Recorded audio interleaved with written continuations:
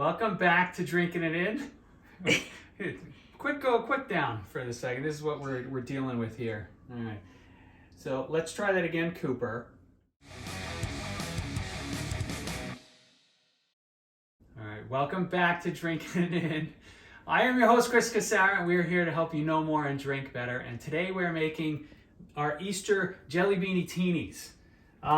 We're going to Easter at my cousin's. There'll be about 25 people there, although some of them are kids, so they don't apply. But there's at least 20 adults. So we're going to make 3 versions of the Jelli-Beani-Tini, and then also one more drink just in case somebody doesn't love vodka. Hello. So, hello. I don't like vodka. You don't like vodka. No. Exactly. Exactly. So that's why we're making a mezcal drink. Exactly. It's just for me. But that's next. It's for you, and I'm sure you're not going to be the only one. Come on. But you know.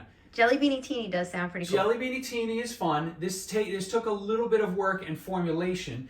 This is the end result of our green Jelli-Beani-Tini. And today on the video, we're gonna make the purple one. So what we did is we infused a whole bunch of vodka with jelly beans, obviously separated them by color, purple, green, and then we'll have a pink version for the ladies. And let them sit in the vodka for about 24 hours.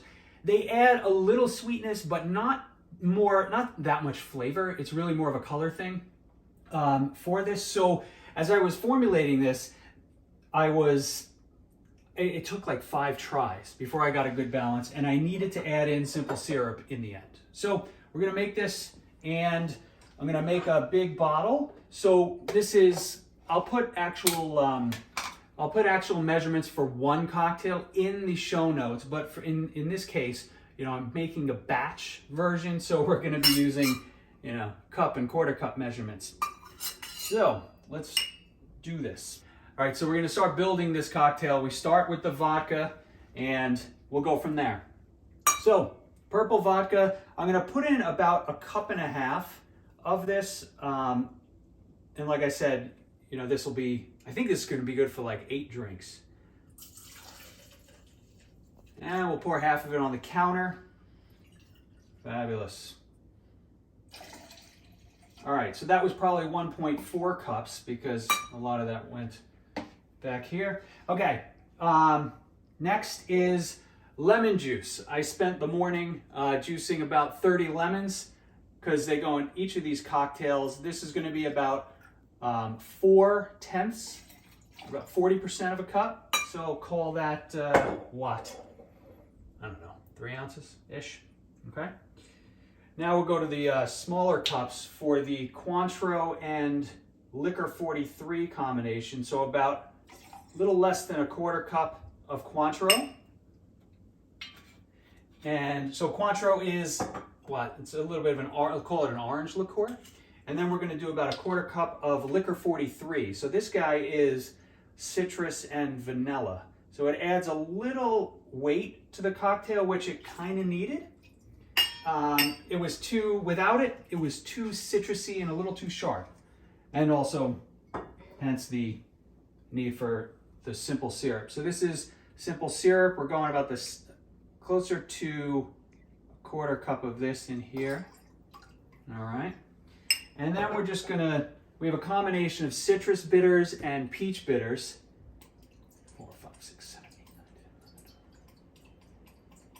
11. I did 20 dashes of that, which it's a lot, but that's all right. And then this comes out a lot quicker, so we're only gonna do about 5. It was raining peach bitters a little bit.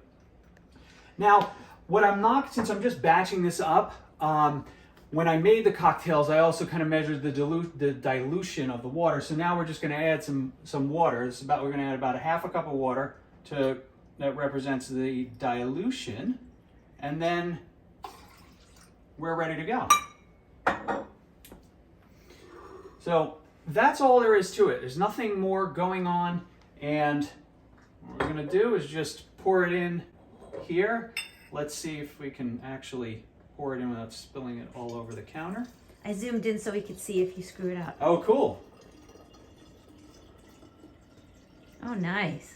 So this came, and as long as the simple syrup is nice and light, the color doesn't change too much, right? It gets a little lighter from what you saw. but it looks great. Now, we'll, let's see. So I'm gonna put the little top on. We're gonna do a little shake. Now we'll have some ice when we serve this, right? Because these will be, as much as it'd be great to kind of mix it up and serve them each, you know, at once, it's gonna be hard to execute. So we'll put it a little bit over ice, test it out. It's kind of cool. Look at that, it's a nice little lavender. Very Easter friendly. Well, that's it. It's a Jelli-Beani-Tini. Good? It's actually pretty good. See, for me, I'm a little sensitive to vodka, so I do get a little bit of that alcohol burn, but it's pretty tasty and kind of tastes like a purple jelly bean. It does? Yeah, it does. The purple, so the green, when I tasted that, it's very subtle. The pink is very subtle, but the purple gives a little more flavor to the drink. So there we go. That was our Jelli-Beani-Tini. We'll be garnishing this guy with a purple peep, and this guy's gonna get some green jelly beans on a toothpick. Nice. Maybe we'll do some after photos, work it into the video. Definitely. Thanks for joining.